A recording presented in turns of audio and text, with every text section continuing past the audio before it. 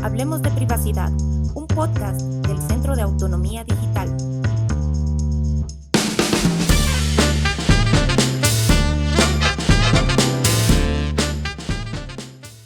En el escenario actual de conmoción interna en Ecuador, marcado por la implementación de un estado de excepción con el objetivo de combatir el crimen organizado y el narcotráfico, surge una preocupación crucial: la seguridad digital en medio de esta coyuntura. Este tipo de medidas destinadas a abordar problemas urgentes conllevan a menudo lo que algunos denominan como terapia de shock, proporcionando a ciertos grupos una ventana de oportunidad para la promulgación rápida de decretos y medidas que pueden tener consecuencias significativas y en ocasiones contrarias a los intereses comunes. En este contexto es esencial analizar cómo estas acciones impactan no solo en las libertades civiles tradicionales, sino también en los derechos digitales de la población, planteando interrogantes sobre la privacidad, la censura y la vigilancia en línea. El día de hoy vamos a explorar la intersección entre la conmoción interna, las decisiones gubernamentales y la seguridad digital, subrayando la importancia de salvaguardar los derechos fundamentales en un momento crítico para la sociedad ecuatoriana. Bienvenidos el día de hoy. Estamos hablando de privacidad y yo voy a ser su anfitrión, Marcelo Chiriboga. El día de hoy tenemos dos invitados. Al lado derecho mío se encuentra Rafael Bonifaz. Rafael ha trabajado en la promoción de software libre desde el año 2005. Fue coordinador nacional de Ecuador en los 3 primeros FLISOLES, socio fundador y varias veces presidente de la Asociación de Software Libre de Ecuador, la ASLE. Desde el año 2012 empezó a preocuparse por la privacidad en el mundo digital y desde entonces ha trabajado en la promoción del uso de herramientas libres para la protección de las comunicaciones, dando conferencias, talleres y publicando artículos relacionados con la temática. En 2021 se incorpora al equipo técnico de derechos digitales. Bienvenido, Rafael. Muchas gracias, Marcelo. Y al lado izquierdo tenemos a Ola Vini. Ola ha sido colaborador activo en proyectos de software libre durante 20 años y ha creado numerosos proyectos propios, abiertos para el uso de todo el mundo. Ha trabajado para promover la privacidad y la seguridad como derechos humanos, tanto en la creación de software, así como ayudando a periodistas, activistas, abogados y otras personas en riesgo. En 2017, Ola fundó el Centro de Autonomía Digital para apoyar el trabajo por la defensa de los derechos humanos digitales. Bienvenido, Ola. Muchas gracias, Marcelo. Rafa. Muy bien, entonces estamos aquí con un tema un poco candente, porque debido a la conmoción interna que estamos teniendo ahorita, la coyuntura y toda esta problemática que estamos atravesando, realmente nos preguntamos, y mucha gente también se cuestiona esto, mucha gente pide que exista más vigilancia, mucha más hipervigilancia en temas digitales. Y lo que realmente tenemos que ponernos en cuestión es: ¿realmente funciona la hipervigilancia? ¿Funciona para combatir esta clase de terrorismo, esta clase de organizaciones delictivas? ¿O simplemente se podría malversar o mal utilizar este tema de la vigilancia sobre pretexto de acabar con estas preocupaciones sociales? Mi primera pregunta es, ¿qué significa funciona en este caso? Claro, funciona dentro de lo que la gente esperaría, que exista más control de las actividades de estas bandas delincuenciales. Control, pero ¿control significa que las actividades van a seguir o que pueden parar las actividades? Claro, precisamente ese es el cuestionamiento que nos estamos poniendo, porque ¿realmente vamos a poder controlar o simplemente va a seguir habiendo esto y simplemente nos estamos poniendo nosotros dando apertura para que puedan entrometerse en nuestra privacidad y vulnerar nuestros derechos digitales? Yo creo que estos contextos de violencia o de miedo generan la reacción de la gente de bajar un poco la guardia o bajar bastante la guardia en este tipo de cosas. Pasó en el 2001 con el atentado de las Torres Gemelas, que incrementó la vigilancia masiva en Internet. Antes no tenía ese nivel que tiene desde entonces, se empezó a desarrollar mucho más rápido. Pasó también con la pandemia, que nos empezaron a poner cámaras para ver que conservemos el distanciamiento social. No sé si eso sirvió de algo o no sirvió, sería interesante estudiar. Y ahora está pasando con el momento que estamos viviendo en el Ecuador, de esta declaratoria de guerra interna que pone las cosas en un contexto en el cual por lo menos no hemos estado, que Dios tenga recuerdos de mi vida, no ha pasado algo así. Y un problema es que estas herramientas de vigilancia terminan en manos de gente que, asumiendo que estén en buenos, digamos, que actúen de buena fe, eventualmente estas herramientas pueden terminar en malas manos. Ahora, no necesariamente quiere decir que la gente que controla estas herramientas actúa de buena fe. O sea, hemos hablado de narcogenerales, del narcotráfico está metido en el Estado, no solo en este, sino, digamos, en general en América Latina. Y así, como refrescando un poco la memoria, no hace mucho, hace pocos meses, salió este caso Metástasis, de que le dieron el celular a un narco importante que murió en la cárcel, y de ahí sacaron un montón de información. Y una que me llamó a mí la atención fue que en una de esas conversaciones le estaban pidiendo la ubicación de Fernando Villavicencio, que fue candidato presidencial, que lo mataron en agosto. Y estaban pidiendo la ubicación y conseguían la ubicación a través del sistema de vigilancia del ECO 911. Y eso a mí me parece gravísimo, porque yo recuerdo en el 2012, 2013, cuando empezaron a poner todas las cámaras del ECO 911, yo ya pensaba en la privacidad y tenía miedo. Y tenía las cámaras de los taxis, no sé si se acuerdan, que antes todos los taxis tenían cámaras, ahora ya no tanto. Ya es como también a veces más del negociado que la maldad, creo. O sea, el negociado de hacer negocios con plata, claro. que el uso que le quieran dar a ese tipo de herramientas. Pero yo le preguntaba a un taxista, ¿no? Y dije, ¿usted esto sirve? Y unos me decían, no, que me siento espiado. Otros me decían, sí, sí. Y uno me dijo, verá, el otro día le robaron un celular a alguien. No, me robaron el celular. Yo tengo un amigo que trabaja en el ECO 911, le llamé y él tenía acceso y me ayudó a identificar al señor. Entonces, pero no siguió ningún debido proceso. Es más, lo que me estaba contando podía estar siendo grabado y podía estarse autoincriminando usando las mismas cámaras. Claro. Pero digamos, en todo lo que puede pasar es como algo bastante ingenuo, digamos, vive esa criolla. Sí. Pero ahora sabemos que los narcos aparentemente estaban utilizando los sistemas de vigilancia que están hechos para cuidarnos y para vigilar la ubicación de un candidato a presidente, antes de asambleísta, antes de todo, para que le quieran, le odien, pero que eventualmente lo terminaron asesinando. Entonces, no digo que se usó esto para cometer el crimen como tal, pero probablemente fue una herramienta que le resultó útil y que podría ser utilizada contra otras personas. Entonces, yo creo que algo importantísimo es, si es que tenemos estas herramientas de vigilancia que son súper poderosas, otra pregunta que deberíamos hacernos es, ¿quién vigila al vigilante? ¿Qué tipo de controles podemos hacer para que, si es que tenemos que usar estas herramientas, no sean abusadas o no sean tan abusadas así para que se infiltre?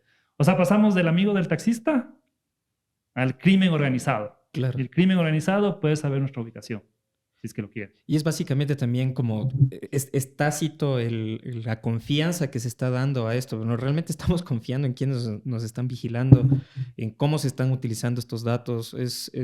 Y no solo es la hipervigilancia en cuestión de instalación de cámaras, sino también es un montón de otras cosas. Hay software espía, hay muchas otras cosas que van más allá de lo que la gente generalmente conoce, que únicamente conoce, ok, tengo la cámara de vigilancia, estoy teniendo como en cierta forma seguridad porque están viendo qué es lo que está pasando, pero también no responde a un tema de prevención de el hecho de que se den los crímenes, sino es más un tema, ok, se dio el crimen, entonces vamos a ver dónde es lo que ocurrió. Entonces es más como una especie de respuesta ante el crimen que ya se cometió, cuando debería ser la prevención del crimen en sí.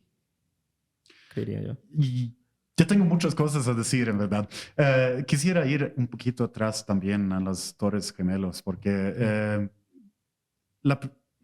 tenemos dos preguntas, ¿no?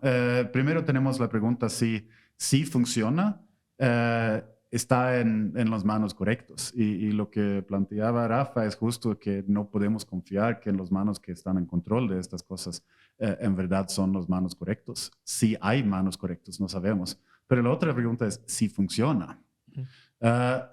No sabemos, en verdad, porque es difícil hacer este tipo de investigación, pero tenemos algunas investigaciones que muestran indicadores. Mucho de esta viene de un autor que se llama Bruce Schneier, que habla mucho sobre cómo funciona seguridad desde la perspectiva psicológica y empírica también, desde la perspectiva de hechos. Después, los atentados contra los Torres Gemelos, el TSA, la Agencia de Regulación o Seguridad de Transporte en Estados Unidos, empezó a poner muchas diferentes medidas para evitar ataques contra aviones, por ejemplo. No sé si alguien ha visitado a Estados Unidos, siempre necesitas sacar tu ropa, tus zapatos, todas las cosas con líquidos, todo esto necesita ser escaneado para pasar a un aeropuerto. Y investigaciones mostraron que nada de esto funciona. No cambia la seguridad para aviones. En verdad, la única medida para seguridad que funciona es poner puertas enforzadas o blindadas en los aviones entre los pilotos y el resto del compartimento. Entonces, esta era la única medida que en verdad da diferencia en seguridad. Bruce Schneier habla sobre este tema como teatro de seguridad, porque el tema aquí es dar la impresión que hay seguridad y no importa si funciona o no. La idea más es que las personas que hacen esto necesitan hacerlo para cubrir sus propios trabajos, porque si algo pasa y ellos no hicieron algo, significa que son culpables. Pero si intentaron hacer algo, escanear zapatos, por ejemplo, nunca pueden ser culpables si algo pasa con zapatos. Entonces, tiene esta tendencia donde agregan más y más medidas de seguridad que no tienen en verdad relevancia, pero es porque cada persona intenta proteger su trabajo. Están poniendo estos teatros de seguridad. Y esto pasa en muchos diferentes lugares. El tema de videovigilancia, por ejemplo, es un caso muy importante. Londres hace mucho tiempo ha tenido más videovigilancia con CCTV que el resto del mundo, pero ellos también ha hecho investigaciones y muestra que no funciona, no cambia la incidencia de crimen. La videovigilancia sí ayuda para fiscalizar o denunciar después, pero no cambia. No detenga la incidencia de crimen. Entonces, videovigilancia ya sabemos que no cambia crimen.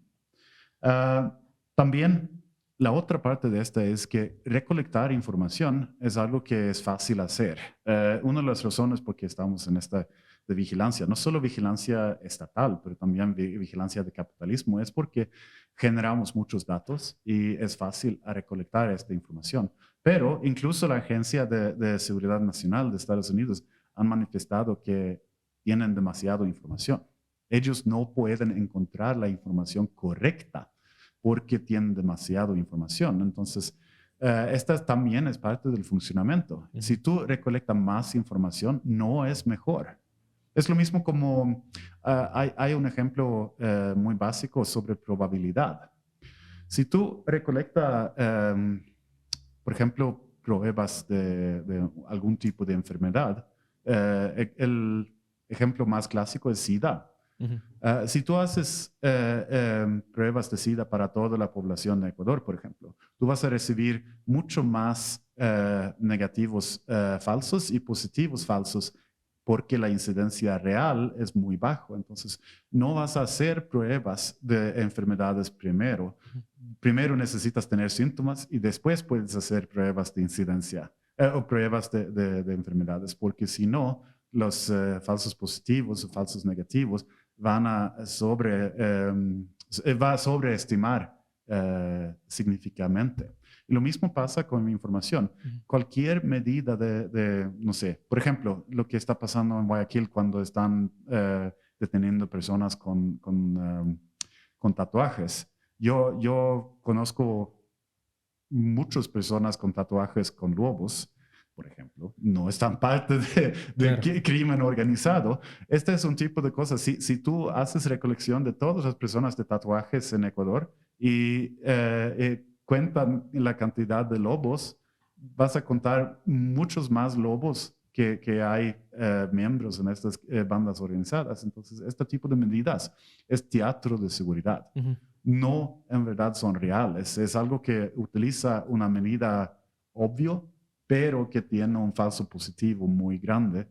Y la razón es más para mostrar que están haciendo algo de en verdad hacer algo que funciona. Y solo para cerrar, mi perspectiva sobre este tema de funciona o no, hay maneras de hacer investigación que ha funcionado hace 200 años.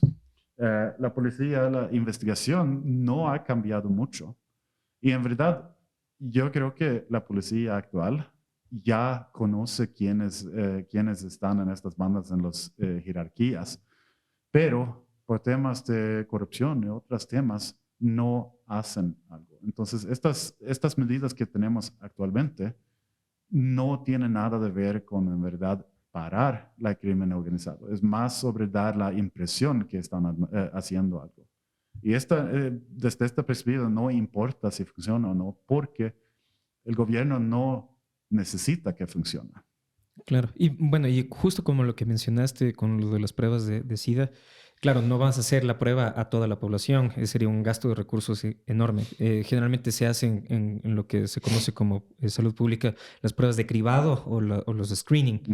Pero me imagino que también se podría como en cierta forma implementar este screening dentro de lo que es la hipervigilancia y daría paso a lo que es perfilamiento y con unas dinámicas un poco, incluso que ya podrían hasta ser más preocupantes, perfilamiento racial, perfilamiento ideológico, perfilamiento de género.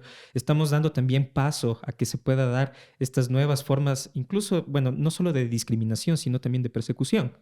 Entonces, ¿hasta qué punto nosotros podemos esperar a que, insisto, el ideal de la población es estamos ahorita, o sea, nos están matando, no estamos en medio de un narcoestado, etcétera. ¿Qué podemos hacer? Sí, y el tema de, ok, tengo el circo, por lo menos me siento medio seguro, pero igual siguen matando a la gente, igual siguen haciendo persecución a personas que no necesariamente tienen una vinculación con estos crímenes, con estas organizaciones delictivas. Entonces, ¿qué alternativas realmente podemos dar? Porque vemos a Estados Unidos, por ejemplo, que también tenemos que ponernos a pensar de dónde vienen estas tecnologías. Porque hay lugares donde se implementan estas tecnologías, estos nuevos software, este nuevo hardware, todo eso. Hay lugares específicos donde se está desarrollando también y exportando y haciendo comercio con eso. Entonces, ¿qué es lo que nos ha podido demostrar la evidencia en estos lugares, incluso donde se están haciendo estas cosas, como es el caso de Estados Unidos, el caso de Israel? ¿Qué cambio ha habido en este último tiempo, ya que la tecnología ha avanzado tanto? Bueno, si pensamos en el caso de Estados Unidos, lo primero que se me viene a mí a la mente son las revelaciones de Snowden, que básicamente los Estados Unidos, a través de agencias como la NSA o la CIA, tienen acceso a las comunicaciones de prácticamente todas las personas que usan Internet, porque si tú usas Google, o sea, tienes un celular Android, tienes una cuenta de Google, un Gmail, usas las búsquedas de Google, todo eso queda registrado y todo eso tiene acceso según los documentos de Snowden que se revelaron en el 2013, ¿no? Y algunas cosas han mejorado porque ahora utilizamos más criptografía que antes, pero igual sigue siendo un espacio de mucho poder. Y si pensamos en la tecnología israelita, a mí lo primero que se me viene a la mente es Pegasus. Sí, y Pegasus es un software de vigilancia bastante fuerte que se ha usado en países como México o El Salvador para espiar a periodistas, ¿no? Y son países que también tienen su guerra contra el narcotráfico, contra el crimen organizado. Incluso hubo espionaje hasta figuras políticas importantes, ¿no? Primeros ministros y etcétera, de lo que con Pegasus, sí. Periodistas era lo más importante, pero sí, figuras políticas. Pero esto pasó en otros países, como por ejemplo en Grecia hubo mucho de esta, no con Pegasus, pero con la otra P, que no recuerdo el nombre. Predator es la otra. Pero justo desde la perspectiva israelita, solo quisiera decir también que los israelíes están utilizando sus sistemas de vigilancia contra Gaza.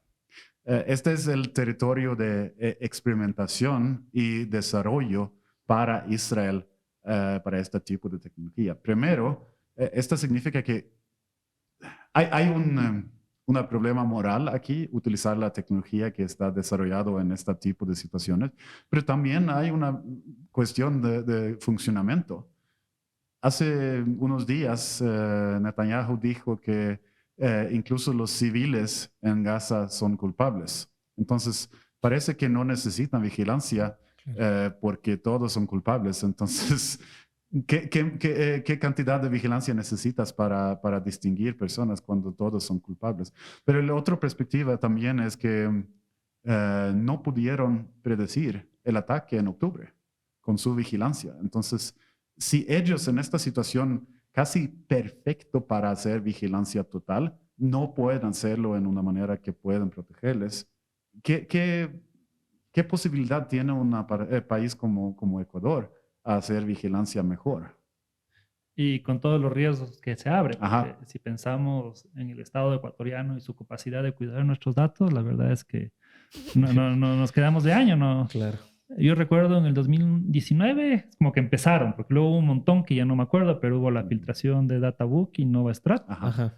y que básicamente estaban todos nuestros datos expuestos a Internet sin ninguna protección. Yo me acuerdo que tuve la posibilidad de probar, uno ponía el link, que era un servicio web para un almacén de venta ¿cómo se llama? De plásticos. Y claro, son estos sistemas que te usan para darte el crédito directo. Con solo dame tu número de cédula, te damos el crédito. Entonces, había esta empresa, Databook, que proveía este servicio a otra empresa, le vendía los datos. ¿Y qué datos? Que son datos que tenía el Estado. O sea, yo puse el link y después ponía mi cédula y me daba mis datos. Entonces, por ejemplo, estaba los números de celulares que yo he tenido, números que ya no me acordaba, todos mis registros de sueldo desde que en todos los trabajos que he tenido relacionados, donde me han pagado el IES. Tenía el número de cédula de quién era mi esposa, su número de teléfono, los números de cédula de mis papás, los números de cédula de mis hijas, todo asociado, todo perfilado mío. Y eso no me acuerdo cuánto eran, pero me acuerdo que eran más personas de las que viven en el Ecuador. Sí, porque habían 17 millones. Y ahí creo que más, incluso como 20 millones. Había hasta información de gente que ya había muerto. Fallecidos. Pero sí, en este entonces era 17, pero Ecuador solo tenía 15 millones. Pero aquí tenemos unas diferentes preguntas. La primera pregunta es, ok, aquí hubo dos problemas. El primero es el modelo de negocio de esta Databook. Que es un poquito problemático que ellos tienen para hacer un modelo de negocio. Segundo, que NovaStrat, que encontraron esta base de datos sin protección en Miami, creo que era. Estaba israelitas. Sí, los israelitas encontraron el base de datos alojados en Florida con toda esta información sin protección. Y hace unas semanas yo escuché que la fiscalía archivaron el proceso sin denunciar a nadie. Claro, y lo que hablábamos de Fernando Villavicencio, que hablé hace un rato, también yo estaba leyendo un artículo antes de venir acá y decía que el ECUS 911 va a apoyar a la fiscalía para que haga todas sus investigaciones de cómo pasó esto. Y no he visto otra noticia al respecto y seguramente eso se va a quedar ahí. Sí, entonces esta capacidad... Ok, vamos a hablar más sobre el tema y hemos hablado sobre el tema de la ley de protección de datos personales en otros contextos, pero desde tu perspectiva, ¿crees que la ley va a ayudar el gobierno a proteger datos personales? O sea, si es que algún rato se llegara a implementar la ley, yo creo que al menos tendríamos la posibilidad de protestar y que en este tipo de casos debería pasar algo. Pero recién me pasó. Y esto también es más o menos como la historia del taxista, ¿no? Algo que suena así súper... O sea, me fui a comprar un helado en un almacén así bastante conocido de Quito y pago el helado y, no sé, di mis datos con la mala costumbre de tener el descuento al rato de declarar impuestos, por eso es que uno da el número de cédula en la factura. Claro. Pero ya es como, se me dio para el helado de número de cédula. Y luego cojo el papel impreso y el papel impreso decía... y lo puse en Twitter, ¿no? El papel impreso decía, al hacer esta compra, usted acepta que sus datos sean utilizados para exclusivamente para temas de marketing y otras cosas que le interesaban a esa empresa.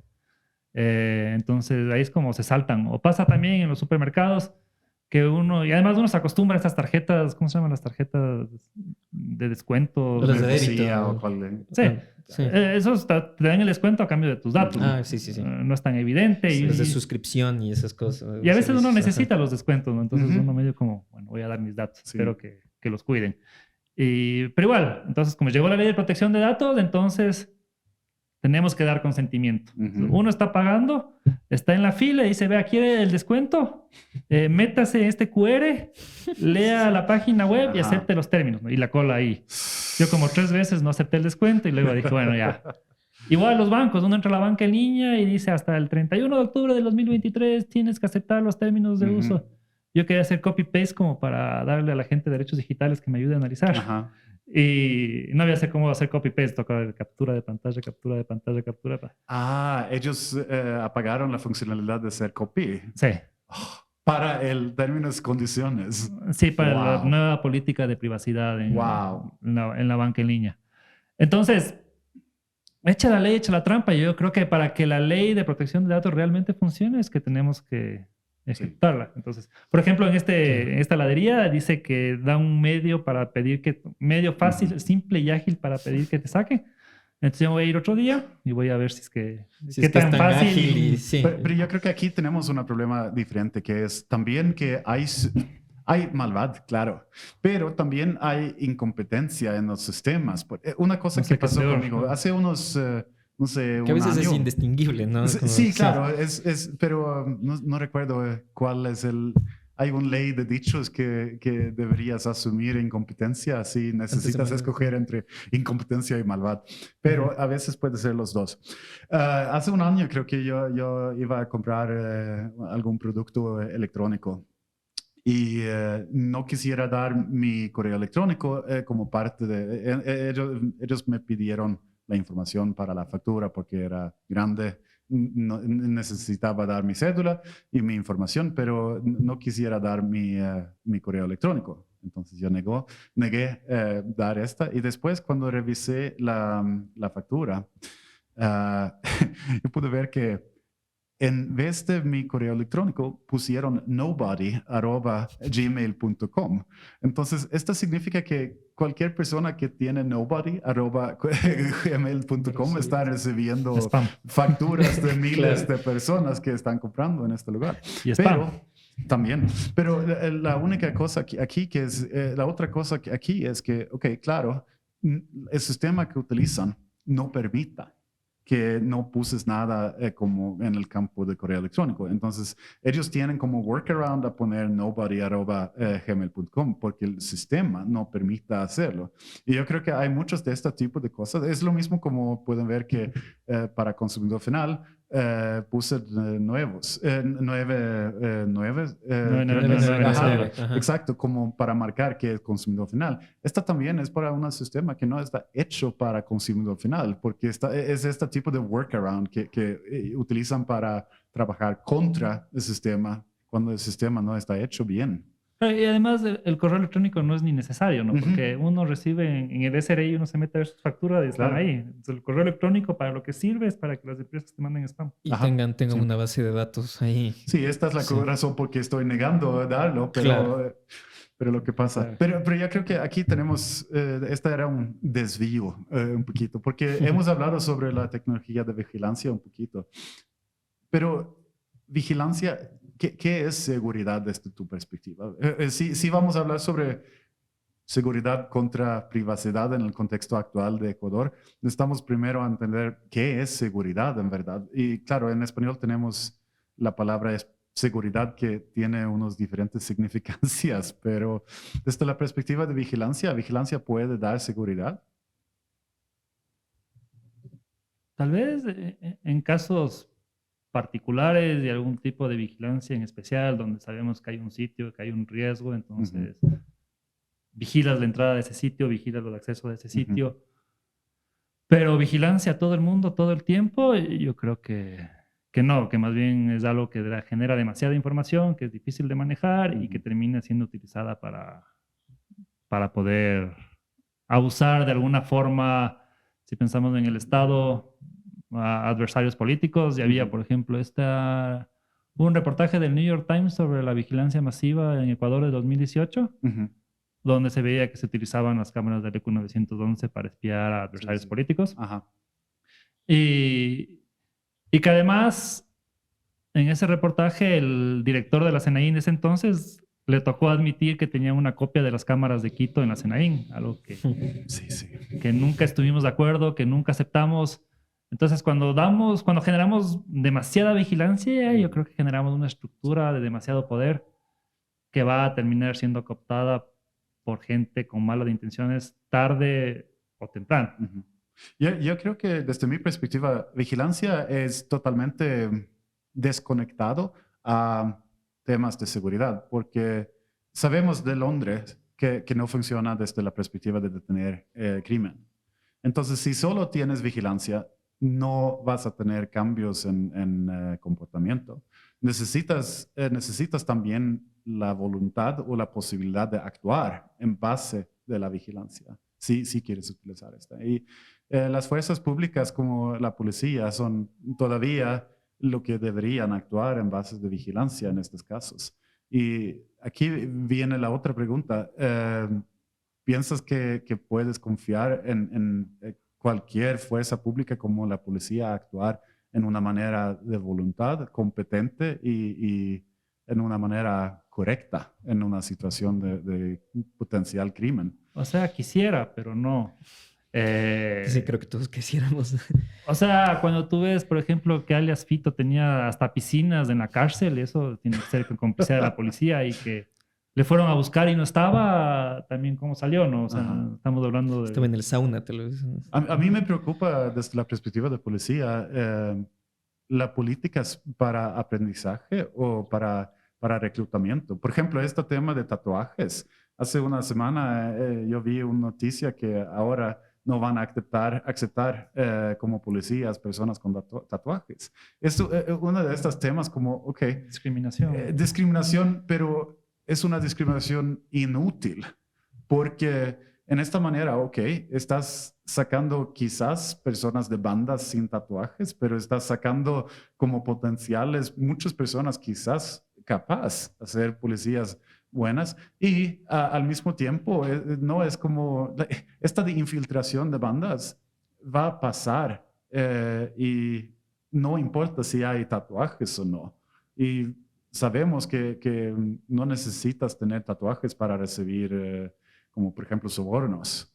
Y la otra tema es esta de educación de policías. Yo creo que ahora la academia de ser policía es entre 3 a 6 meses en total, para saber todo lo que necesitas saber para ser policía y para proteger la fuerza. Y yo, desde mi perspectiva un poquito naive, quisiera tener menos policías con más competencia, menos policías con más educación.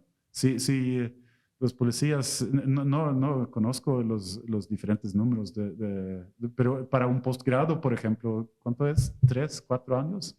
Yo quisiera tener policías que tienen postgrados en ser fuerza pública para protegerme. Y con esto yo quisiera tener 10% de las fuerzas públicas y con mucho más educación, en vez de solo reclutar más y más personas, pero solo personas que son personas con uniforme, pero sin conocimiento.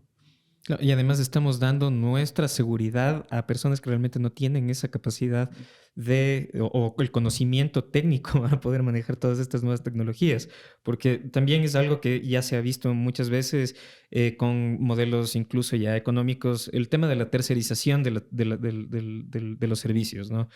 En Ecuador no tenemos realmente una empresa, ya sea estatal o lo que sea, que se dedique a estas cosas. Básicamente lo que nosotros hacemos es importar esta tecnología, ¿no es cierto? Entonces, lo que significa también que nosotros estamos enviando es toda esa información a otros lugares que no necesariamente se manejan aquí.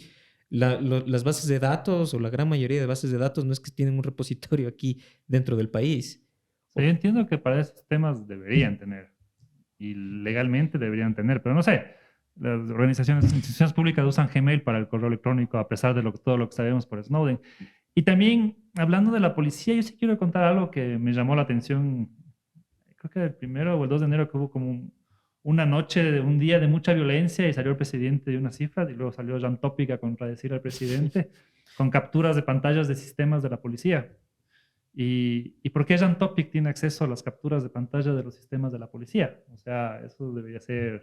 Evidentemente Claro. no están cuidando, no está como entre el taxi, el narco, y acá está la de Jan Topic. Y también el mismo Jan Topic, antes de ser candidato, puso, esto es lo que tenemos que hacer, y puso en la frontera... Cuando era candidato, sí. Los inhibidores de celulares del cárcel, ¿no? También. Esta es Además, otra cosa, perdón. Este es otro que me parece hasta peor, Sí. porque puso en la frontera con Colombia, en Rumichaca, puso ahí su sistema de lectores de cámara y así podemos tener una idea de cuánta gente entra, cuánta gente sale y podemos controlar la frontera. Pero ¿y cómo así puede él publicar eso en Twitter? O sea, ¿qué tipo de accesos tiene? ¿Por qué tiene ese tipo de acceso? Y no es información que le están dando a un periodista para que revele un caso de algún abuso de poder, claro. más bien es para autopromocionarse y no le pasa nada, ¿no? Sí. Sí, para mí, vigilancia necesita ser en las manos correctos y incluso necesita ir a personas que pueden actuar en una manera correcta. Y sí podemos confiar en los sistemas de fuerzas públicas, en los sistemas de judicatura, los sistemas de fiscalización, los sistemas de criminalística. Yo creo que sí podemos confiar en todos estos puntos. Todavía no me siento cómodo con vigilancia porque sabemos que no funciona bien, incluso en estas circunstancias. Totalmente. Y además, es justamente lo que estabas mencionando tú, Rafa. O sea, ¿quién nos garantiza realmente que esa información esté siendo usada para lo que está, o sea, destinado a usar? ¿Y quién está vigilando al vigilante, O sea, no? ¿qué tipos de controles tenemos? Y cuando compramos así por miedo, tenemos mucho menos controles. Es como compre, y luego tenemos estas estructuras y luego tenemos al narco atrás de esas estructuras. Sí, y justo si construimos estos sistemas, van a estar. Entonces, quizás confías en Noboa como presidente, todo bien. ¿Vas a confiar en quién va a ser el próximo presidente? ¿Sabes? ¿Sabes quién va a ser? Porque Claro. si no, no puedes decir que confías en esta. Y es lo mismo como en muchas discusiones en Estados Unidos. Cambiaron mucho la discusión después la elección de Trump, porque se dieron cuenta que construyeron sistemas de represión y con Trump estos sistemas de represión están utilizados contra personas en Estados Unidos. Si construimos aquí en Ecuador sistemas de represión, no vamos a poder controlar a quienes van a utilizar estos sistemas de represión, porque vigilancia en verdad es un sistema de represión. Y sí, nos vamos a quedar básicamente con ese interrogante porque no sabemos realmente qué es lo que vaya a pasar en un contexto. Ahorita tenemos justamente lo que acabas de mencionar. Tenemos a Noboa, quién va a venir después, qué implementaciones va a hacer. Y algo que también es fundamental es el tema del relacionamiento y las relaciones internacionales que se tienen, ¿no? Entonces, hablando, por ejemplo, de lo que estábamos mencionando del tema de Estados Unidos, la tecnología, o sea, la producción tecnológica de Estados Unidos e Israel, nuestro presidente o nuestro actual gobierno está estrechando incluso más las relaciones internacionales y las relaciones económicas con estos dos países. ¿Qué significaría eso dentro de la implementación de la tecnología de vigilancia para nosotros? O sea que la vigilancia va a ser mucho más accesible para el gobierno y vamos a tener más vigilancia. Y más bien, si antes lo teníamos que hacer, lo tenemos que hacer más, tenemos que aprender a cuidarnos de la vigilancia. Y digamos, en Internet es difícil, pero es posible y por eso hay organizaciones como el CAD que hacen el trabajo importante de desarrollar software libre para comunicaciones seguras. Podemos cifrar nuestros discos duros y esos son tipos de cosas que nos sirven más que una ley, porque digamos, la ley, echa la trampa, pero romper la criptografía ya es un tema bastante más complejo, muy difícil. Entonces creo que es importantísimo que sepamos nosotras cómo empezar a cuidar nuestras comunicaciones, pero el tema en la calle es como más difícil, ¿no? Porque si cuando vas a sacar la cédula te toman una foto con una cámara de alta resolución y de repente hay algún genio, porque hay los sistemas de reconocimiento facial, ¿no? Y la gente se muere por los sistemas de reconocimiento facial. Entonces, son ofertas de campaña de los alcaldes, pero nunca te dicen contra qué base de datos cotejan los sistemas de reconocimiento facial. Porque, digamos, una cosa podría ser, ok, acá tenemos los criminales más buscados, entonces vamos a cotejar contra esa base de datos y cuando veamos dónde los criminales más buscados, va a saltar. Ahí también hay temas, ¿no? ¿Quién mantiene esa base de datos? ¿Qué tal si a mí me acusaron y yo no fui? El del sistema se olvidó de actualizar o doy un falso positivo, no sé. Pero si tú agarras la base de datos del registro civil con todas las fotos de todos los ecuatorianos, eso quiere decir que puedes saber dónde está cada quien en la calle en cualquier momento y yo quiero saber dónde está este líder político que me está molestando y si está caminando por la calle lo puedo identificar. En verdad, estoy de acuerdo. Y todas las nuevas metodologías de videovigilancia y otros tipos de vigilancia que existen, sí, me dan miedo, pero creo que soy un poquito old school. Porque todavía la cosa que me da más miedo que nada es esta cosa. Cosas celulares, no para cosas como Pegasus o Predator o estas cosas, no. El funcionamiento básico de celulares es lo que me da más miedo, en verdad. Porque, por ejemplo, desde la perspectiva histórica, sabemos, por ejemplo, que todos los proveedores de telefonía en México, muchas veces los carteles tienen acceso a estos lugares. No necesariamente que necesitan tener acceso a las empresas grandes, pero necesitan tener acceso a cualquier punto cuando hay un torre celular. Si tienen acceso a un torre, tienen acceso a el resto de los torres, que significa que pueden rastrear cualquier persona que conozcan el número celular para esta persona. Y esto no necesita ningún tipo de cosa avanzada, no necesita que es un smartphone, solo necesita que es un celular y no está apagado.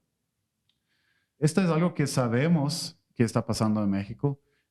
Yo pienso que está pasando aquí en Ecuador también. Yo creo que las bandas organizadas tienen acceso a esta información porque no es difícil, solo necesitan sobornar a cualquier persona que trabaja para estas empresas. Y estas empresas tienen miles, extorsionar o sobornar o los dos. O los dos. Sabemos, por ejemplo, en el caso de Líbano, sabemos que Hezbollah tiene este tipo de acceso y lograron rastrear un grupo de agentes de CIA con este acceso. Entonces, sí, la agencia de inteligencia central de Estados Unidos no pueden esconderse contra este tipo de vigilancia.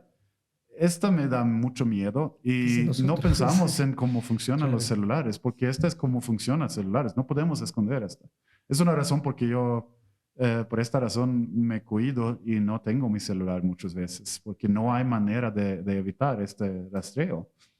Claro, y esto, y el ECU 911 que le pasó la información a Norero, no fue por las cámaras, fue por el celular. Sí. Claro, qué mejor para vigilar que cada persona tenga su pequeño rastreador, ¿no? Y no solo eso, aquí por ley los celulares están asociados a un número de cédula. Además, un número de celulares como un número de cédula. En Ecuador esto es muy, muy serio. Creo que era Michael Hayden que dijo que matan personas basado en celulares, en metadatos. Y justo los metadatos que mencionabas eran los metadatos sobre la posición, la ubicación de un celular. Ellos hace 10 años matan personas solo por la ubicación de celulares. Michael Hayden era de la NSA, ¿no? Ah, sí, no. ¿Quién era de CIA? ¿Era Pompeo? No me acuerdo. Pero creo que ese era el que tú dijiste. Sí. Ah, sí, no recuerdo. Uno de estas personas hay demasiados de Estados Unidos de este tipo. Pero bueno, o sea, realmente este tema da para conversar de largo, pero ya tenemos el tiempo ya programado. Las conclusiones que llegamos pues son varias, pero creo que lo más importante es de todo lo que se ha hablado el día de hoy, que cada quien llega a las conclusiones que deben llegar a los que nos están escuchando. Siempre estén cuestionando qué es las actividades que están teniendo en línea y cuestionense realmente si es que la vigilancia es una solución o no, porque cada vez más nuestro mundo está cada vez más digitalizado, más tecnificado y el acceso a la información es mucho más sencillo de lo que era incluso hace un par de años. Entonces, quiero agradecer a Ola y a Rafa por haber venido. Ha sido una conversación bastante fructífera. Y antes de despedirnos, quisiera por favor recordarles que nos pueden seguir en diferentes canales. Tenemos Instagram, tenemos X, bueno, que yo les sigo diciendo Twitter, pese que a Elon Musk no le guste. Tenemos YouTube, nos pueden encontrar como @somos_cad. Y en Spotify tenemos Mastodon. y también Mastodon, pero es muy larga la dirección. Y en Spotify nos pueden buscar directamente con el nombre de nuestro podcast, que es Hablemos de Privacidad. Muchísimas gracias por haber compartido con nosotros en este día y nos veremos en una próxima ocasión. Gracias. Gracias. Gracias.